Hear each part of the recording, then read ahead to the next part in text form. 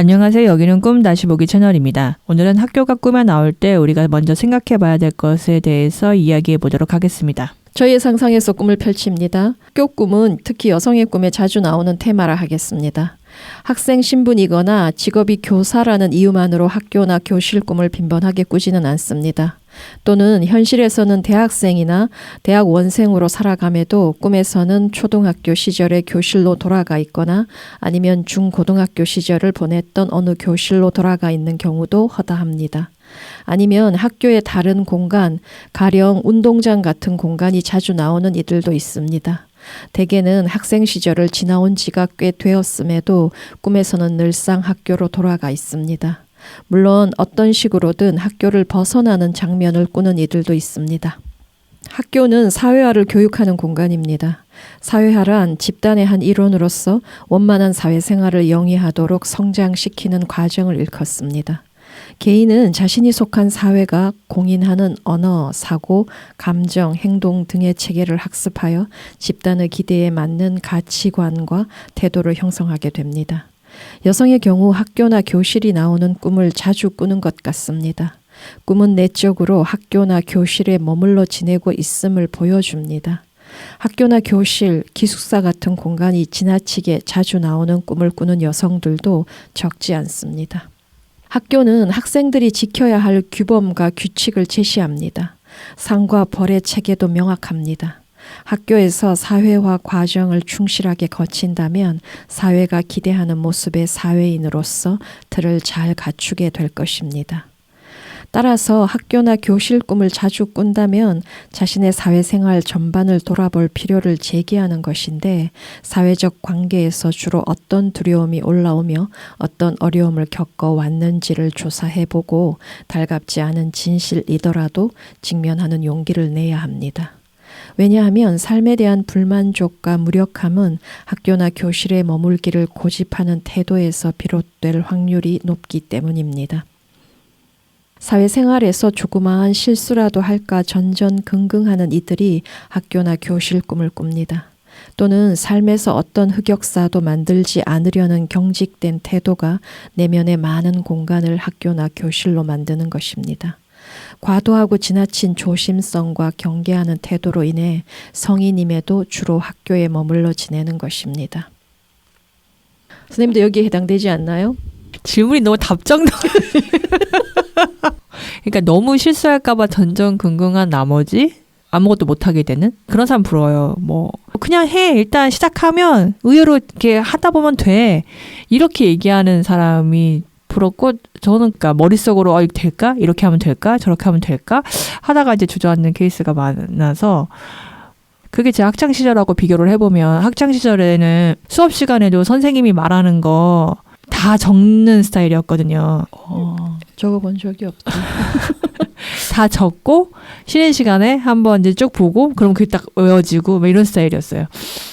그야말로 이제 받아들이는 거에 모든 에너지를 다 쏟았고 거기서는 그게 통하잖아요. 교실 안에서는. 그렇지. 그게 바로 점수로 시험 점수로 연결이 되고. 그러니까 그런 식으로 세상을 살았는데 그 습관 그대로 사회에 나가서 해보려니까 그게 안 되는 거죠. 그게 안 되고 뭐든 하려면은 내가 뭔가 아이디어를 생각하고 뭐라도 이제 내가 해야 되는데 그럴 힘이 왜 숟가락 들 힘 없는 것 마냥 힘이 안 나거든요. 그게 되게 힘든 것 같아요. 요새 제일 많이 내가 어느 부분에 힘들지 생각해보면 그 부분이에요. 내가 너무 무기력한 거, 자발성이 안 일어나는 거. 그 돌이켜보면 내가 실제로 정말 제대로 자발성을 끌어내 본 적이 없이 좋게 표현하면 이해력. 그거 하나로 쭉 살았는데 이제 그거에 대한 말하자면 배터리가 다 이제 떨어진 거예요. 그걸로는 더 이상 갈 수가 없는 거예요. 그래서 내 습관을 이제 전환시켜야 되는데 그게 잘 안 되니까 그 부분이 제일 힘든 것 같더라고요.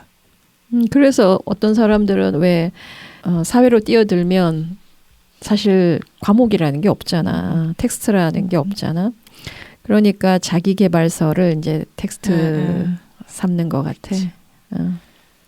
그런 노력도 의미가 있기는 하지. 근데 그러니까 텍스트가 없을 때 어떤 식으로 적응해 가야 되는지를 특히 우리나라 사람들, 그중에서도 여성들이 그 어려움에 봉착해 있는 것 같아. 우리네 학교 현장에서 따돌림은 심각한 사회적 이슈로 대두되곤 하는데 뭐냐면 집단의 비난이나 소외되는 것에 민감한 이들도 내면의 많은 공간을 학교나 교실로 만듭니다. 내적으로 주로 학교나 교실에서 지내는 이들은 미움받고 비난받는 대상으로 지목되는 일이 없도록 매사 몸을 사리고 조심을 기하니 이제껏 해오던 방식에서 벗어나지를 못합니다. 혹시 집단이 경계하는 대상으로 낙인 찍히거나 집단의 미움을 사면 삶은 나락으로 떨어져 초라함을 면치 못한다고 생각하는 것입니다. 학교는 규범과 규칙의 준수 여부가 평가의 중요한 기준으로 작동합니다. 규범과 규칙을 준수하면서 주어진 과목에서 좋은 성적을 낼 수 있도록 노력한다면 좋은 성과를 기대할 수 있습니다. 모범생 그룹에 들어가면 권력 서열의 우위를 차지하는 데 유리하고 여러 혜택을 누리게 됩니다. 우리네 학교에서는 특히나 고분고분하고 수능적 태도를 잘 갖추고 있을수록 좋은 평가를 얻기가 수월한 것도 사실입니다. 때문에 사회생활 전반에서 수능적 태도를 앞세우고 어필함으로써 무언가를 얻고 성취하기를 바라고 있다면 내적으로 학교나 교실에서 지내기 때문일 수 있습니다. 앞에서도 언급했듯이 학교라는 곳은 요구사항이 명확하여 지침에 따라 생활한다면 사실 문제될 것이 거의 없습니다. 따라야 할 규범과 규칙이 명확히 제시되고 따라야 할 인도자나 리더도 단박에 알아볼 수 있으니 엉뚱한 방향으로 갈 걱정이나 헷갈릴 일도 크게 없습니다. 공부해야 할 과목별로 적절한 시간을 배분해주고 스케줄을 짜주기 때문에 그에 맞추기만 하면 되는 것입니다. 시험 때가 되면 과목마다 출제 범위를 알려주므로 엉뚱한 데다 에너지 낭비할 일도 없습니다. 또 공부 시간과 휴식 시간도 알아서 정해줍니다. 효율만을 따진다면 최고라 할 수 있습니다. 정리하면 학교는 위에서 시키는 것만 하며 지내도 문제될 것이 없고 칭찬을 듣고 인정받을 수 있는 곳입니다. 수동성이 장점이지 단점으로는 생각되지 않을 수 있다는 뜻입니다. 뭐냐면 학교나 교실 꿈을 빈번하게 꾼다면 삶에서 발생하는 여러 문제가 학교 적응을 위해 길들인 습으로 계속 살아서 야기된 것이니 고민해 보라는 뜻입니다. 꿈은 우리가 경험하는 내적 갈등의 이미지화라 할 수 있습니다. 내면의 갈등 양상을 구구절절 글로 풀어내는 대신 상징을 이용해 이미지로 변환시킨 것입니다. 그 점을 상기하고 가보겠습니다. 우리네 학교는 창의성이나 창조성을 격려하는 데 많이 인색한 것이 사실입니다. 모범생으로 인정받는 데 있어서 핵심은 말 잘 듣는 수능적 태도를 얼마나 잘 갖췄냐 하는 점입니다. 학교 꿈을 꾸는 한 여성이 있다고 가정해 보겠습니다. 그 여성의 내적 갈등을 상징의 이미지로 변환시키는 과정에서 자아가 머무는 공간을 부각시켜야 하는 때가 있을 것입니다. 여성 자아가 머무는 공간의 특성들을 모아 구체화시켜 보니 우리가 경험한 학교로 특정되는 경우가 많다는 것입니다.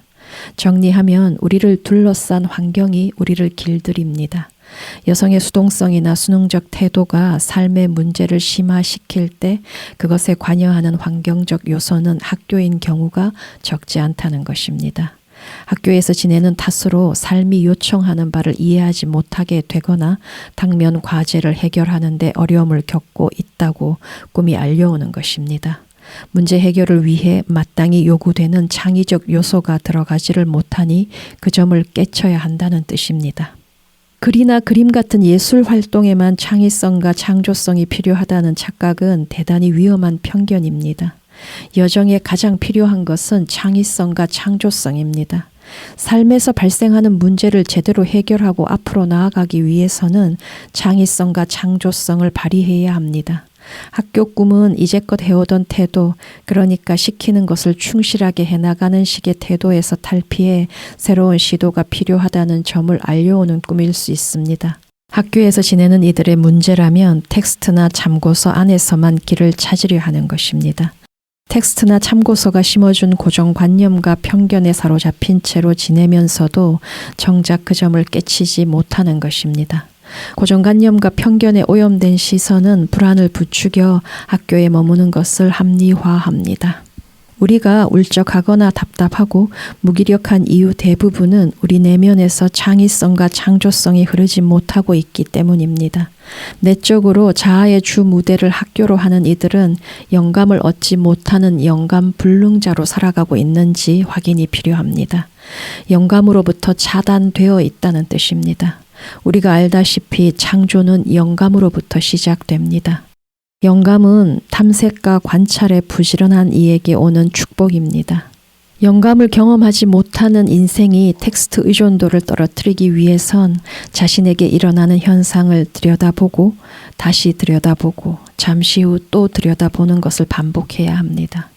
그 과정을 거칠 때만 스스로 생각하는 힘이 길러집니다. 학교와 텍스트가 시키는 것만 혹은 시키는 대로만 하고서 커다란 이득과 성취를 기대할 수도 있겠으나 학교 꿈은 자아의 그런 기대가 충족되기 어렵다고 알려오는 것입니다. 수학 강사 중에 정승재 씨 있잖아요. 강의를 들어보고 싶어가지고 오리엔테이션에서 하는 얘기가 그거예요. 수학은 절대 암기 과목이 아니다. 무조건 이건 이해해야 된다. 네가 생각해서 네가 이해되지 않으면 절대 넘어가면 안 된다. 그거 엄청 강조하거든요. 절대 필기하지 마라. 막 이러면서 저 어렸을 때는 수학도 암기 과목이야. 이런 말 되게 흔하게 듣고 자랐거든요. 그리고 저 가르쳐준 수학 선생님도 심지어 그냥 자기 그 풀이 텍스트 항상 갖고 오셔서 그냥 그대로 쓰셨어요. 어머나, 우리는 그러면 고등학교 때 큰일 나는데 학생들이 막. 저희는 그랬어요. 그래서 근데 그 선생님이 인간적으로 되게 재밌고 좋으신 분이었거든요. 그러니까 그냥 그거 보고 있는 거예요. 읽는 거 듣고 있는 거예요. 그래서 수학은 각자 이제 알아서 수학 학원에 가서 이제 배우고. 그러니까 이게 똑같은 수학이라도 정말로 자기가 이해해서 가르쳐주는 사람하고 완전 차이가 심하잖아요. 그 정승재 그분이 그 말을 하시더라고요. 그냥 풀이 과정은 그냥 어떠한 개인의 시나리오지 그거는 사람마다 다 다를 수 있다. 자기만의 시나리오를 쓸 수 있어야 된다. 이러면서 근데 그럴 수 있다는 생각도 잘 못했으니까. 근데 아까 선생님이 자기의 지금 처한 문제와 자기 상황을 들여다보고 생각해보고 또 들여다보고 이제 그게 말하자면 수학에서도 뭐 하나 배우면 자기가 이제 생각으로 음미해보고, 그러니까 제가 음미를 모르고 살았어서 저는 소설책 읽을 때도 음미를 제대로 해본 적이 없어요. 무조건 빨리빨리 읽고 했기 때문에 그 습이 내 몸에 없는 게 그게 많은 문제를 일으키고 그거를 할 수 있으면 좀 문제가 해결되지 않을까? 좀 그런 생각하거든요. 그 음미하지 않고 빨리빨리 텍스트를 읽고 넘어가고 교실에서 만든 제 습관인 것 같아요. 뭔가 가르쳐주면 빨리 외워버리고 빨리빨리 진도 빼고 그거 안 하면 도태될 것 같으니까. 그러니까 누군가를 설득하고 싶어 하고 누군가한테 영향력을 끼치고 싶어 하는데 내가 음미해서 이해한 내용이 아니니까 당연히 이제 설득이 안 되고 내가 힘이 안 생기는 건데 항상 그 결과에서만 힘들어했지 뭐 때문에 그런 결과가 만들어지는지를 잘 몰랐던 것 같고 그러니까 지금 제가 하는 말이 내 자아가 머무는 배경이 교실일 때 생기는 그 부작용들인데 문득 그런 생각이 드는 거예요. 그러니까 왜 우리 사주 많이 보고 궁금해하고 그런 얘기 들을 때 제일 혹하고 그러는데 내 과거 현재를 보고 그동안 그 흐름들을 보면 그때 과거에 내가 어떻게 살았는지에 따라서 그 다음이 있고 쭉 당연히 이제 어떻게 보면 되게 순리적인 그 수순으로 내 삶은 이제 이어져 왔는데 지금 현재 내 모습을 보면 가까운 미래는 얼마든지 지금 내 모습을 통해서 예측할 수 있는 거고 지금 내 모습보다 뭐 엄청나게 갑자기 달라진 미래가 펼쳐지진 않잖아요. 근데 나는 항상 뭔가 지금을 보기보다 그냥 하늘에서 뚝 떨어진 어떤 미래가 나한테 왔으면 좋겠다 이런 바람이 있었던 것 같아요. 그러니까 지금 현재 내 모습을 보는 게 뭐 힘이 들기도 하고 뭐 못마땅하고 뭐 어떻게 해야 될지도 모르고 뭐 이러니까 그랬던 것 같은데 그게 내가 교실에 머물면서 지금 현재 나를 보고 생각하고 이런 습을 갖지 않았기 때문에 그랬던 것 같아요. 우리가 학교에서 시키는 공부도 잘하기 위해서는 핵심이 반복인 거잖아. 계속 반복해야 암기가 될 것이고 반복하다 보면 이해가 되는 측면이 있고 또 진짜로 공부의 재미를 아는 사람들은 보니까 그렇게 반복하는 과정에서 자기 사고로 쑥 들어가는 경우도 있잖아. 이렇게 스스로 생각하는 것도 사실은 반복인 거잖아. 눈도 거의 안 보이고 듣지도 못하는 사람인데 첼로를 연주하는 남자가 있어. 그 사람이 어떤 영화를 보고 내가 첼로를 켜봐야 되겠다, 연주해 봐야 되겠다, 그렇게 생각을 한 거야. 그래서 이제 첼로 강사를 이제 수소문을 해본 거지. 그 동네에 첼로 강사가 누가 있나 이렇게 해서 한 5명 정도를 명단을 받아서 계속 문의를 한 거야. 첫 번째 강사가 첼로를 배우고 싶다. 그러면 오케이. 그런데 저는 들리지 않고 보지도 못합니다. 그러면 곤란한데요. 두 번째도 그렇고 세 번째도 그렇고 네 번째도 그렇고 그래서 이제 안 되나 보다. 거의 포기를 한 거지.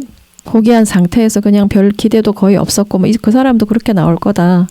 그렇게 해서 이제 5번째 이제 강사한테도 첼로를 배우고 싶다. 오케이. 근데 저는 거의 보이지 않고 들리지 않습니다. 이렇게 얘기하니까 그 강사가 첼로는 마음과 영혼으로 연주하는 음악입니다. 같이 한번 해봅시다. 라고 답을 보내준 거지. 그 사람하고 같이 오래 한 거야. 그래서 연주회도 하고 그래. 결국에는 얼마나 반복할 수 있느냐, 얼마나 시도할 수 있느냐. 그것만이 답이구나. 초등학교 시절을 돌이켜보면 기억에 남는 뭐 좋은 선생님 없어. 6년을 다녔잖아. 그럼 6명의 선생님을 만났잖아. 없어. 중학교 시절로 오면 꽤 열었대. 고등학교 시절은 그냥 학생들을 되게 인간적으로 대해주는 거의 좋은 선생님만 만났던 것 같아. 만약에 초등학교 6학년만 경험을 했으면 교사라는 사람들에 대한 인상이 그렇게 남았겠지. 이제 중학교 경험하면서 또 고등학교까지 경험을 강제적으로 했어야 되잖아. 그러면서 정말 멋있는 교사, 괜찮은 교사도 정말 정말 많구나. 이제 그런 생각을 하게 되는 거거든. 그 경험은 강제적으로 할 수밖에 없는 상황에서 이제 만난 건데 사회에 나오면 뭔가 이렇게 강제적으로 할 수 있는 경험은 별로 없잖아. 무슨 얘기냐? 결국에는 경험에 자기를 열어야 되는 수밖에 없어. 그래야 좋은 인연이든 좋은 경험이든 조우할 수 있는, 만날 수 있는 기회가 늘어나는 거야. 경험에 자기를 여는 게 다야. 이 텍스트가 없는 이 세상에서 그래도 조금 의미 있게 잘 살아가자면 그 방법밖에는 없는 것 같더라고. 근데 텍스트 어디 있지? 누가 나한테 텍스트를 주지? 이렇게 이제 살아가면 내 쪽으로 곱는다니까. 왜냐하면 텍스트를 아무도 주지 않을 거거든. 그러니까 스스로 나만의 텍스트를 만들어 가야 되겠다. 지금은 그럴 때인가 보지. 그런 생각까지 가면 좋지. 나만의 텍스트를 한번 구성해보자. 근데 내가 구성한 텍스트가 썩 성공적이면 또 누군가 그 텍스트를 참조할 수 있을 거잖아. 내가 그 첼로 켜는 장애인 그 이야기에 되게 감화받은 것처럼 결국 계속해서 시도해야 하는 거구나. 네, 오늘 얘기는 여기서 마치고 다음 시간에 다른 이미지로 찾아오겠습니다. 감사합니다.